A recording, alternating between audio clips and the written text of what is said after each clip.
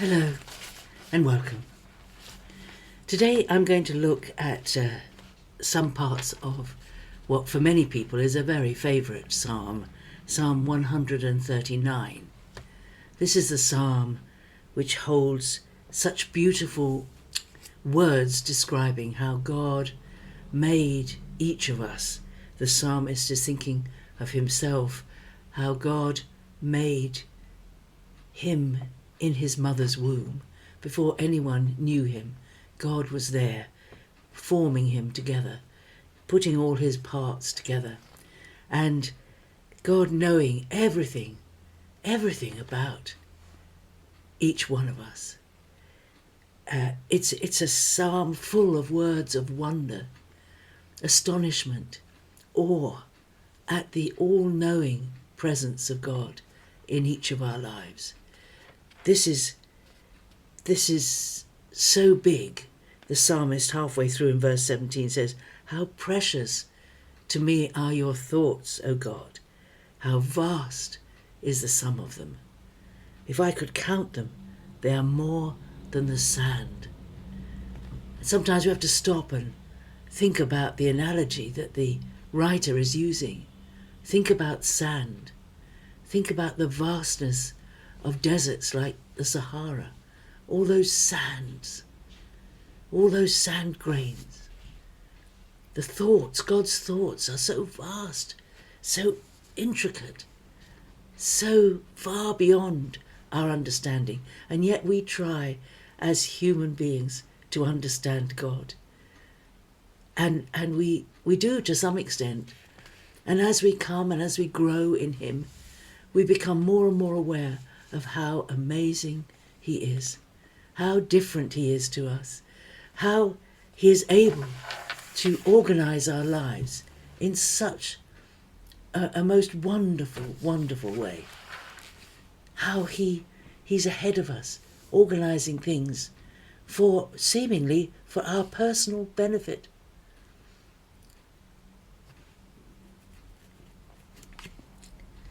He starts the psalm with a few verses about how well God knows him personally. And it's something to ponder. You know, God knows everything about you. He knows the way your mind works. He knows how you think. He knows what you think. He knows what you're going to say before you even say it. He knows. He knows the motives of your hearts. You can't hide anything from him. And the marvel of it is that knowing what's going on in our hearts, knowing just what we're really like, knowing the bits of us that we hide from other people, we don't let the bits of us that we know are hidden, we don't wear them on our sleeve and let everyone see them. We present ourselves in a good light. It's only when we're in a crisis and something suddenly comes across our path and we respond quickly without having time to think and prepare what we're going to say, then we find what's really in our heart. I was just reading a bit of C.S. Lewis just a little bit ago, and he makes the analogy. He says that sometimes when he's thinking back over his day and thinking how he responded to someone unexpectedly and with sharp or unkind words, and he's quite horrified that he did that. And he thinks his analogy is, if you go suddenly into the cellar, you will see the rats that are there. But if you go making a loud noise and turning all the lights on, the rats have time to hide. And it's when a crisis happens and we are suddenly confronted with some difficult situation and we have to respond, we respond immediately. That's when we see what's really in our hearts.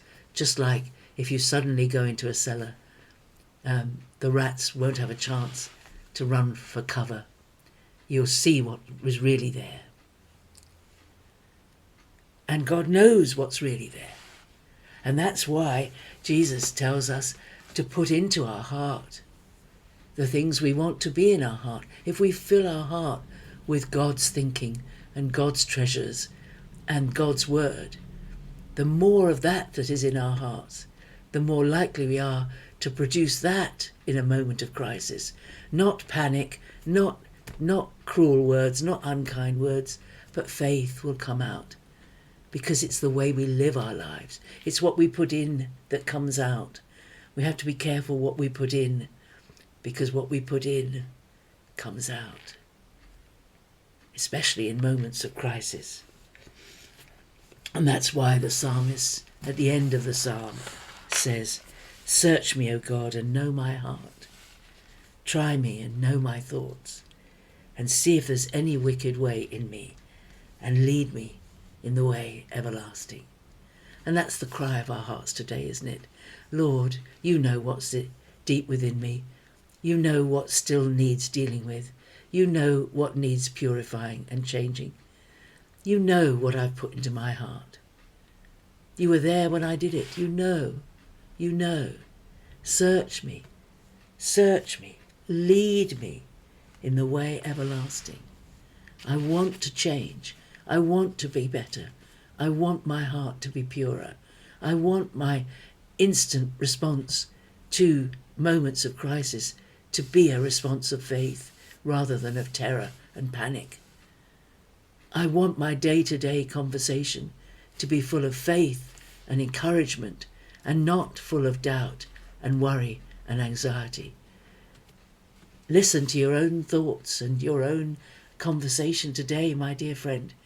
If you find that you are always telling people how dreadful your situation is and how difficult things are, and you're always worrying and talking about your worry and anxieties to people, are you pointing them to Jesus?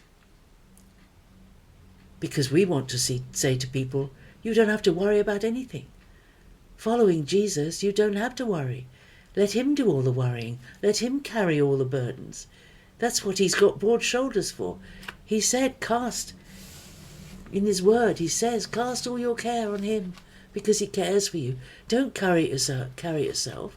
Psalm 37, do not fret. Don't worry. Don't be anxious. Jesus has got it in hand. Lead me in the way everlasting. I want to change.